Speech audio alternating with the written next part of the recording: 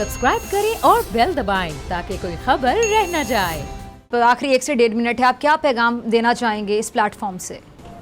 देखिए, ऐसा तो कुछ भी नहीं, मेरा किसी से कोई लड़ाई झगड़ा नहीं, ना मेरा किसी से लेन देन है। लेकिन मैं ये आपके प्लेटफॉर्म से एक चीज़ ज़रूर कहना चाहूँगा कि जिस तरह आप लोग आप कुछ चैनल्स बड़ी फेयर रिपोर्टिंग कर रहे हैं, मैं नाम किसी का भी नहीं लूँगा, उनमें आप भी शामिल हैं, बड़ी अच्छी फेयर रिपोर्टिंग कर रहे हैं। लेकिन कुछ चैनल्स ने कुछ नेगेटिव भी इम्पैक्ट डाला।